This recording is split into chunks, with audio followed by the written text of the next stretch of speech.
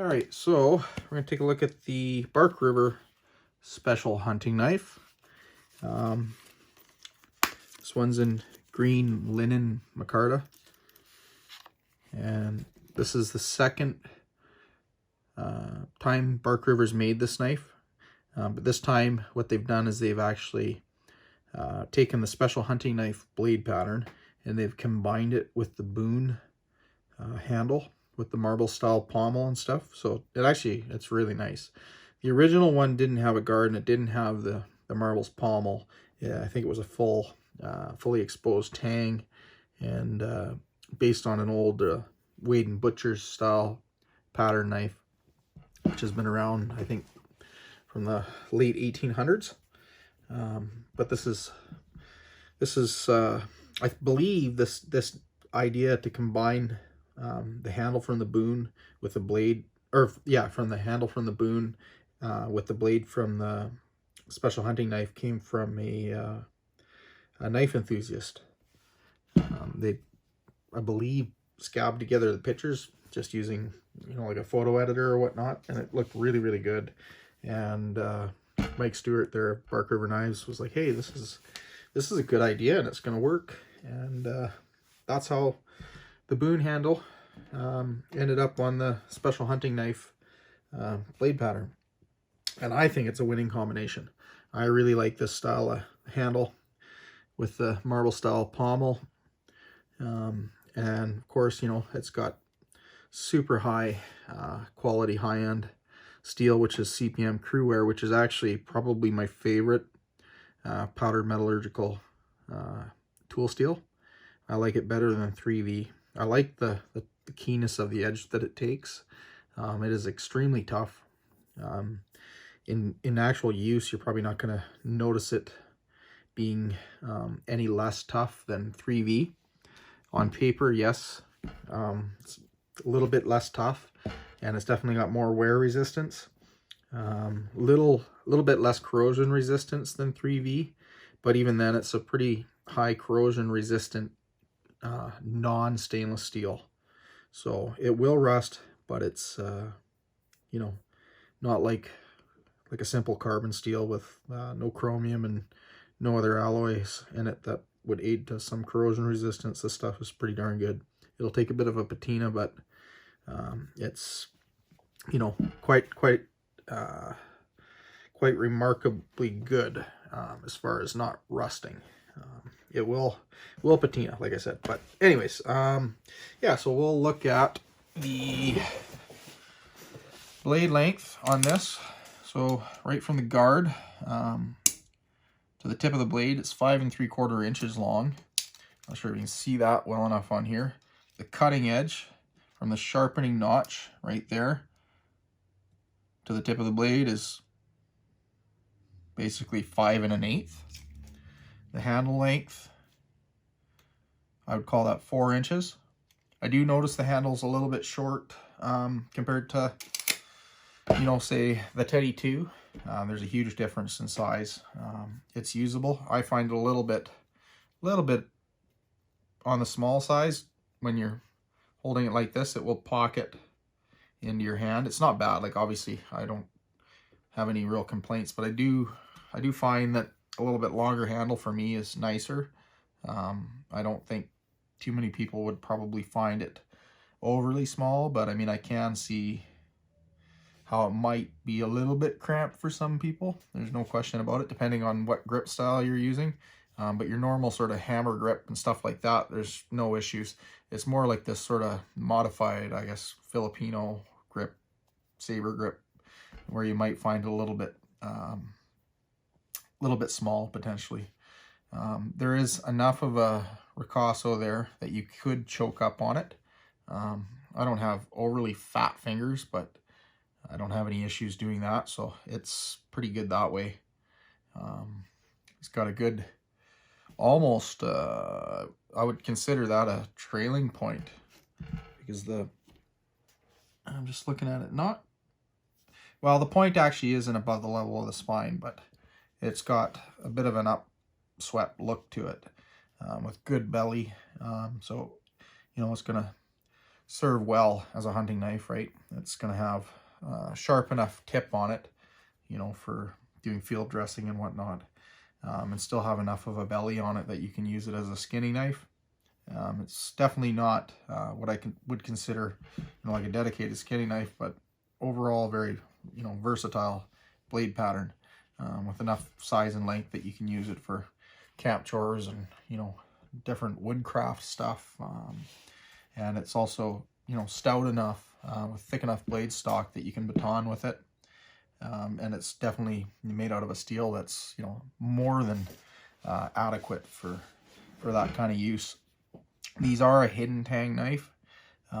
They are, you know, a substantial tang on them. They're not like a little tiny rat tail or anything like that. They've got a, you know, almost you almost see it in the guard the way it's fit. I would say that the tang, when I look at it, I can see it's probably a good 3/8 of an inch to 1/2 inch thick, and then obviously it runs down to here, and then it'll step down to where it's threaded, and you've got a nut that holds the pommel on.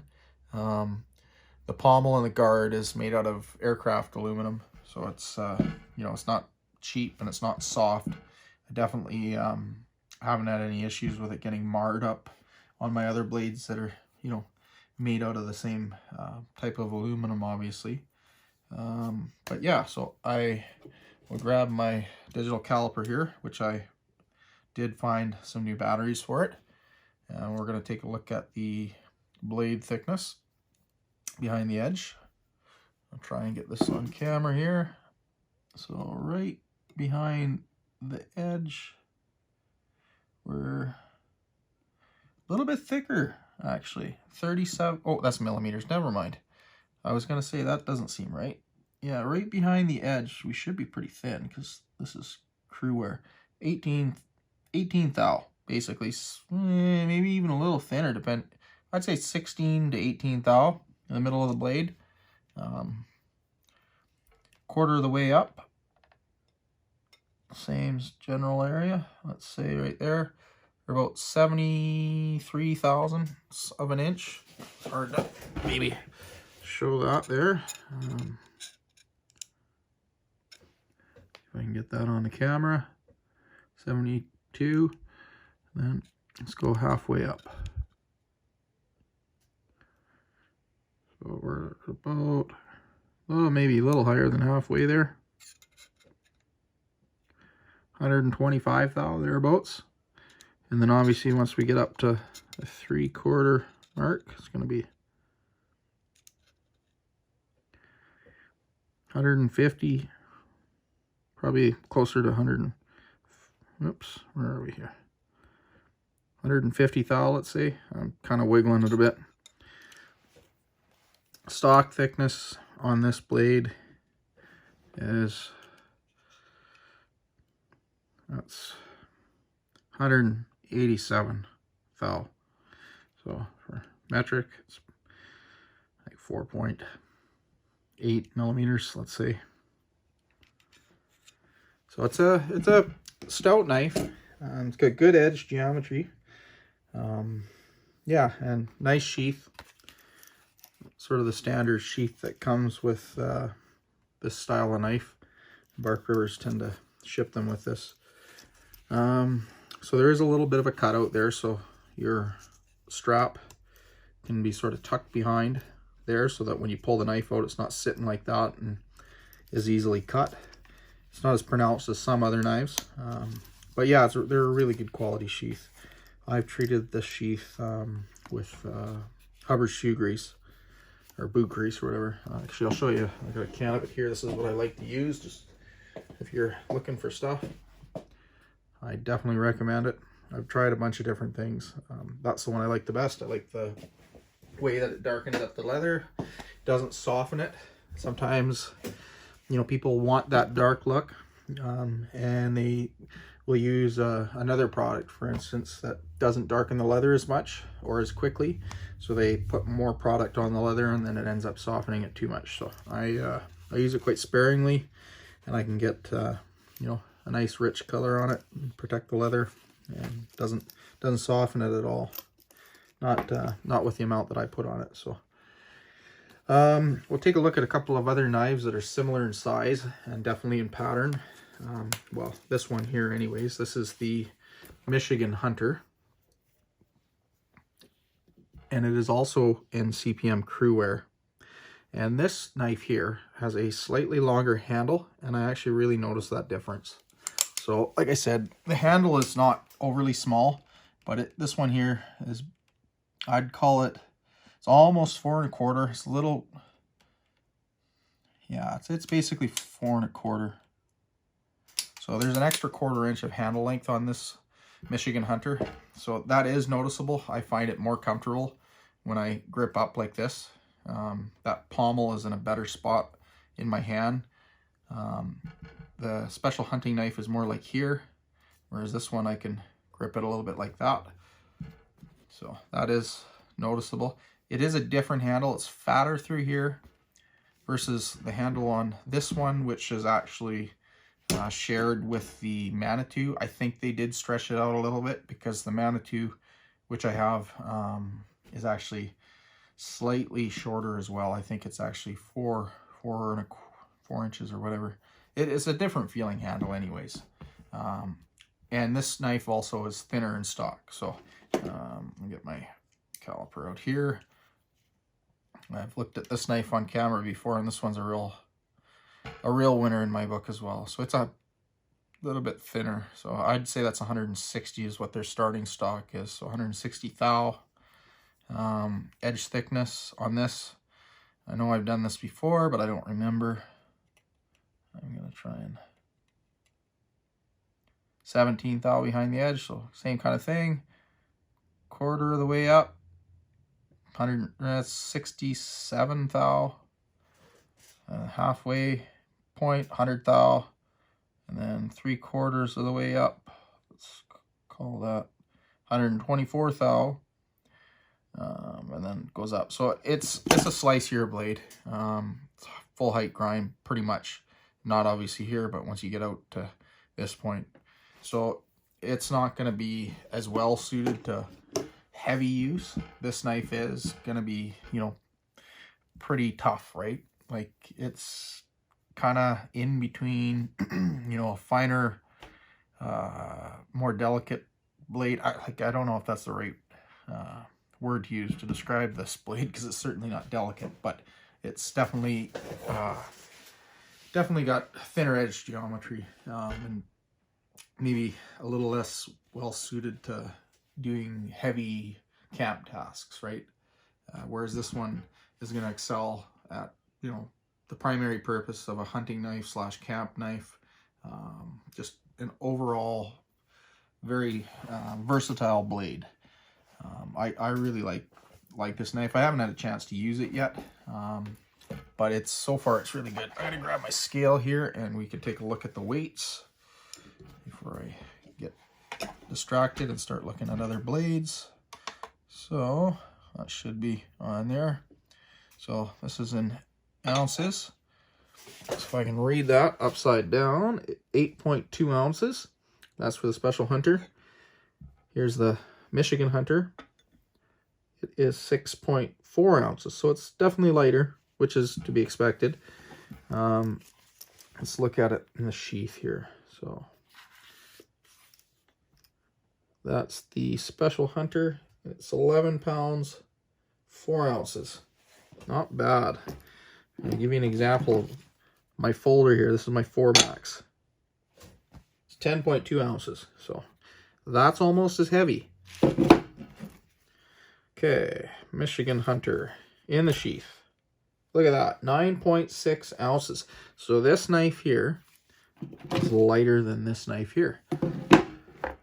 So that's you know, that's a very manageable belt knife, and basically a 6-inch blade, with you know, thick enough stock and made out of exceptionally tough steel, so you can, you know, do a lot of work with it. Now here's another knife that I was gonna do a video on, and I like with putting it to work and using it, and I haven't had a chance to do that. And this is another knife that I know it gets a lot of attention, and rightfully so. This is the Bark River Vehement Knives collaboration of the original Quartermaster knife. I'm not going to go into a whole bunch of details on the history of this knife, but I'm going to look at it and compare it because they're similar in size. It's a heavier knife, 11.6 ounces. Similar stock thickness. I think it's 187 thou as well. It's 3V. Let's zero that. Yeah, it's a little, oh no, it's a little bit thinner. 170 thou. Maybe. Thereabouts. Anyways, it's pretty similar. Similar edge geometry.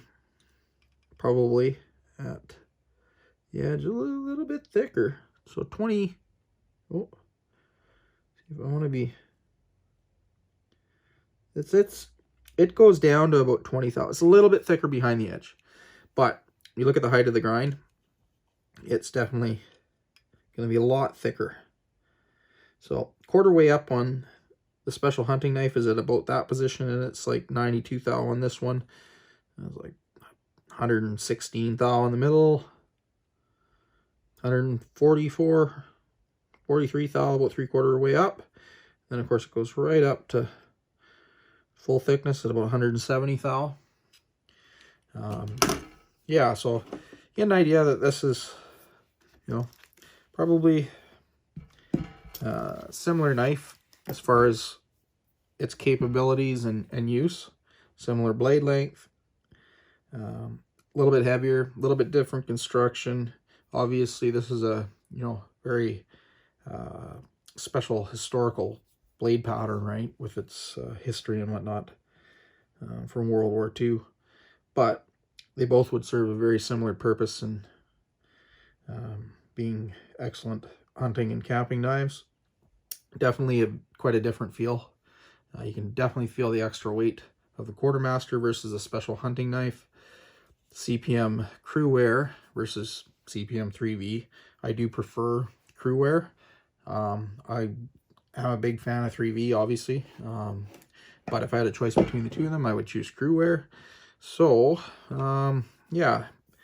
Handles. I find the handle on the special hunting knife probably a little more comfortable than the Quartermaster. Like, I find that handle a little bit on the short side as well. It's not a big deal, but I definitely find it a little bit shorter. But it's got a different design background as well, right? Whereas this is definitely, you know, targeted as a hunting knife, and it's going to be very good at that. We'll take a look at another knife to compare it to, which is very well known and popular Bark River knife. This is the Bravo 1. This is the field version. So you probably will see some of these knives out there with a drop point, and they probably, I think they call it a hunter's version, just like the Gunny Hunter. I'll put this on the scale. It's a shorter blade, stouter blade. You know, it's going to be a good hunting knife. A little bit easier to carry, maybe, depending on, well, yeah, probably a little easier to carry. But even then, they're similar in weight and size. Put that on. 7.6 ounces for that Bravo 1. 8.2 ounces for the special hunting knife. So not too much difference. I'm going to take a look. I've got a Bravo 1.5, which probably would be a better knife to compare it to, because it's going to be similar in size. Where the heck it is. And I have a Bravo. Oh, actually, you know what? I'll grab this one. This is my Wilderness Explorer. This is probably a really good comparison. Both similar in size. This is the Wilderness Explorer. This is a really nice knife. This is one of my absolute favorite. 8.9 ounces. 8.2 ounces. So you can see the Wilderness Explorer is a little bit bigger. Longer overall. A little bit longer handle. Which I really appreciate. Pretty much identical blade length. I like the handle on this better. I like the size of it. Special hunting knife has got a little bit thicker stock. And it's not a full height grind, so not full height convex. It's not full flat. So it's going to be a little bit thicker, a little bit better for splitting wood. This is really, in my opinion, a absolutely fantastic hunting knife. As a more or less a dedicated hunting knife and camp knife. Yeah, like out of these two knives, they're very similar as far as design, or not design, but intended use, right? Different flavors of a hunting / camp knife. I will see if I can find another knife here to compare it to. Here we go. This is the Bravo 1.5. So this knife here in the Bravo series is probably going to be close to a closer comparison than the Bravo one. You see very similar in size, thicker stock. These are 217 or 220 thou. This one's S35 VN, so it's stainless steel. This is the standard version, so it's got the ramp, not a drop point.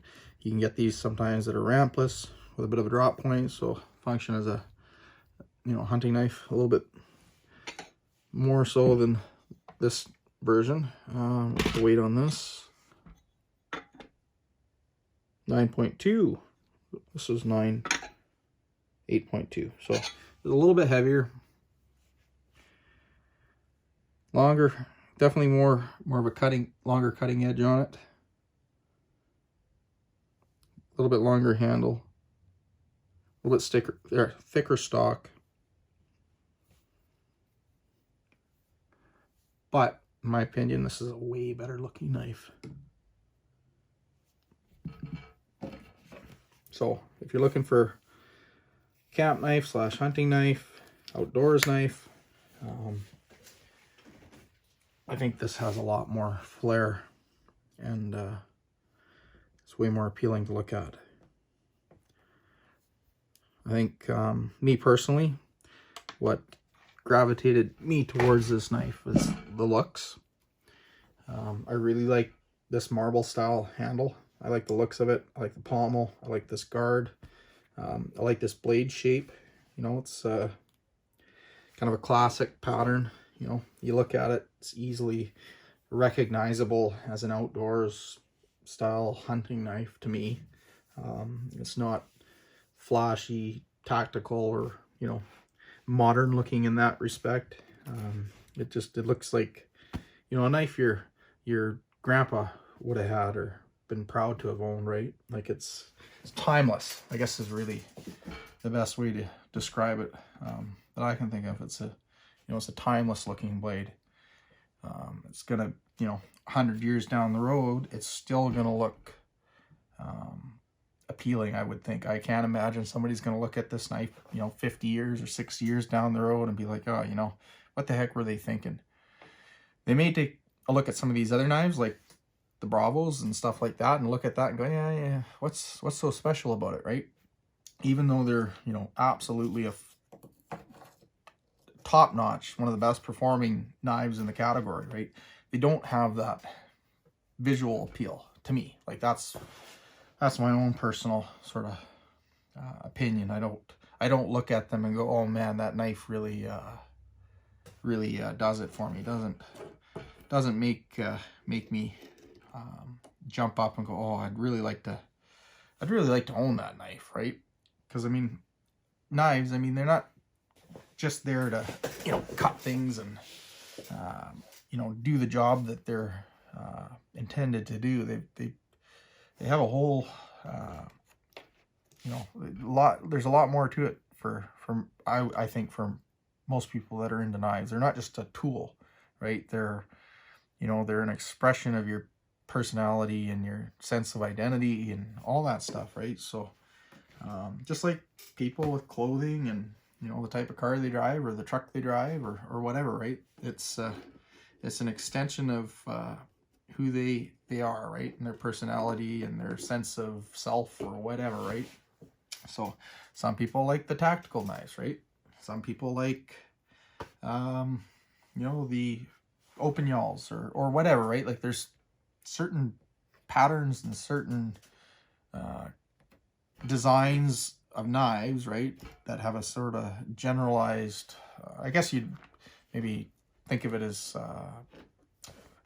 like an era, right? Knives of a certain era appeal to certain people more than others. And these knives are definitely of an older era, right? As far as the design, the look, the feel, just everything about them. It's like an old timer's knife, I guess. And that to me is, you know, timeless, and it's something that I like the looks of a lot. Part of the reason, like for instance, I didn't gravitate towards this Bulldog as much as I looked at it. That's a different looking knife, right? You know, that's, to me, I mean, it's a nice knife. I love it. I think it's, you know, a really, really good little knife, and I carry it all the time.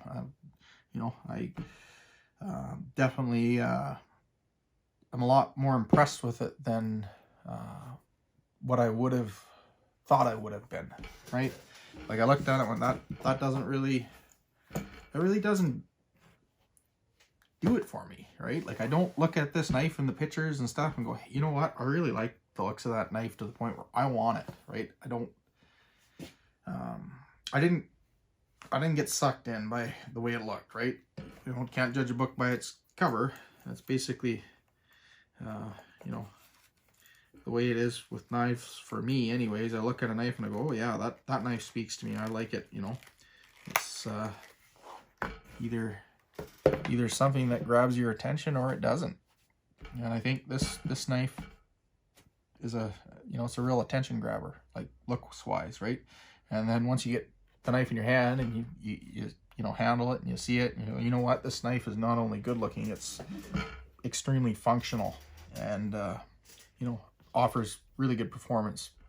It's not much you're gonna, you know, do with this knife that you're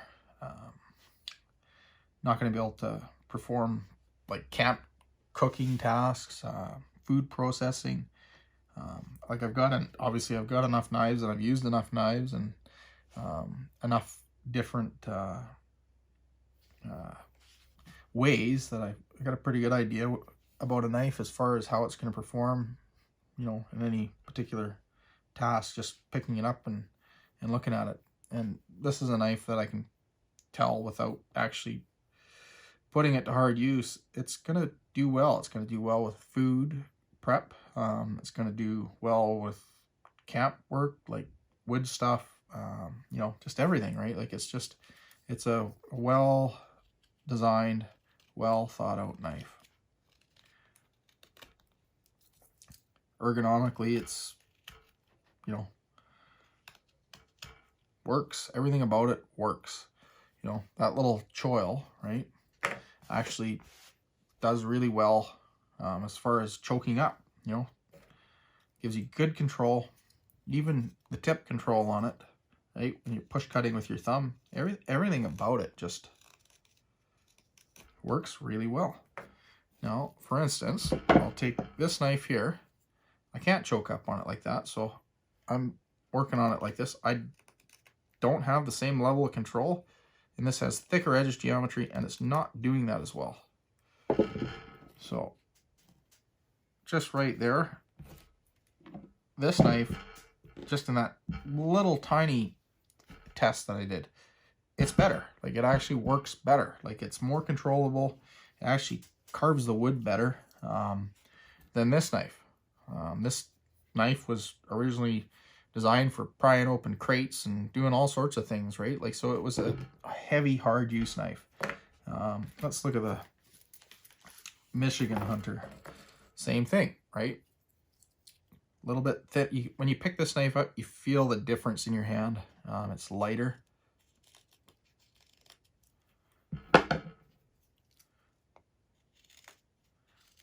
this feels better for that particular task right there, just for whittling on that wood. Yeah, you can see the different profile on the handle, eh?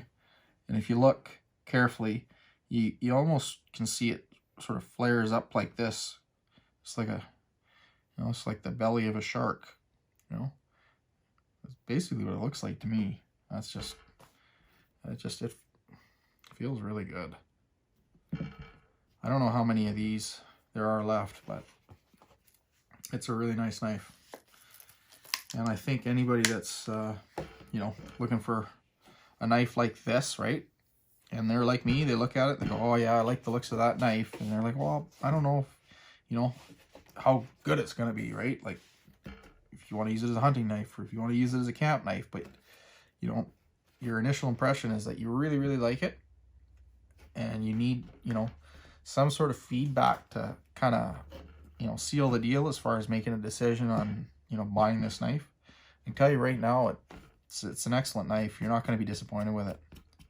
You know, as long as you don't have absolutely monstrous hands, you're not going to have an issue with the handle being too small, I don't think. You know, I've got probably larger hands than a lot of people, maybe, I don't know, but well, not a lot of people, but a little bit bigger than average, maybe. And I can comfortably use it, so I think, you know, the handle size is gonna work for just the vast majority of people. And the blade shape and design is, you know, gonna be very versatile and capable of doing, you know, pretty much anything you ask of it. It's got a baton. It's got a decently thick tip on it, but still fine. It's fairly fine, but I mean, it's not delicate. You know, it's not gonna be like a Bravo or this Quartermaster, but I mean, as long as you're not doing stupid stuff with it, you're never gonna have an issue with it. And that Cruwear is really, really tough stuff. I've got a Bravo 1.25. Where the heck is it here? Actually, I should show you this. This will give you an idea. Where the heck I got too many knives and not enough space to put it. I got it somewhere here anyways. Maybe in one of the other drawers. I don't know where the heck I put that thing. Well, what I was going to show you, if I can find the darn thing. Oh, here's probably in here. Nope. I don't know where the heck I put that knife now. But anyways, I've got a Bravo 1.25, and I had a mishap with it. I was cutting a zap strap. I was holding a key to the firewall of a dump truck, and it was the brace bracing up, I think, one of the hood supports or something. I can't remember exactly what brace it was, but it was thick, like 1/4-inch steel. And I push cut like this through the zap strap, and I stabbed that tip of that knife into that steel. And I mean, I was probably putting 50 pounds worth of force behind it, eh? And I did round that tip over, but I was absolutely blown away with how well that steel held up to that kind of abuse. Because that was like basically like if you were to take a knife like this and just smash it into something hard, like really hard, and it barely did anything to it. I cleaned it up on my leather strap with 1000 grit CBN emulsion in like no time. Like, it just, I think I spent 15 minutes maybe. Yeah, that was it. But oh, one other thing I was going to mention with these knives, even though they're, you know, fairly stain resistant, they're not stainless. So you should oil down in here, you know, put some thin oil. You don't have to use like a heavy oil or anything like you might want to use for coating the blade, but put something that's going to penetrate in there a little bit. And then also here, right? So that nut, that's the exposed portion of the blade. So this is aluminum, brass, steel. So, you know, I don't think they've sealed it with epoxy or anything like that. So moisture and stuff can get in there and obviously rust it. So I always like to put some oil in there and, you know, let it penetrate a little bit, and then wipe it clean, and then, you know, that should keep it from, you know, rusting and potentially jacking that open or doing something stupid, right? Not that it probably would, but it's just a good little piece of, you know, preventative maintenance to do on these things, because they're all kind of the same, right? And then, for instance, the Teddy 2, same thing. That's A2, so it's, you know, definitely more susceptible to rust than these.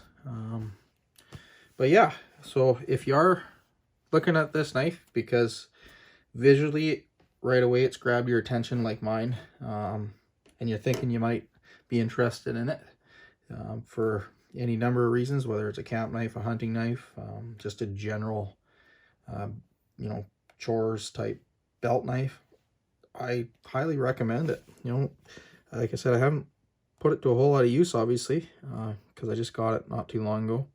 But yeah, definitely, I can tell you right now, just picking it up and, you know, testing it on a little bit of wood that I've got down here, it works really well. Good ergonomics, excellent steel, really, really good steel, really good wear resistance, exceptional toughness, and like I said, fairly stain resistant. So it's a winning combination, like premium materials and a classic design that, in my opinion, is going to stand the test of time. And 50 years or 100 years from now, this knife is going to look as good today as it, or good then as it does today. So yeah, so hope you enjoy the videos, and look forward to reading your comments about it, and let me know what you think. Thanks for watching.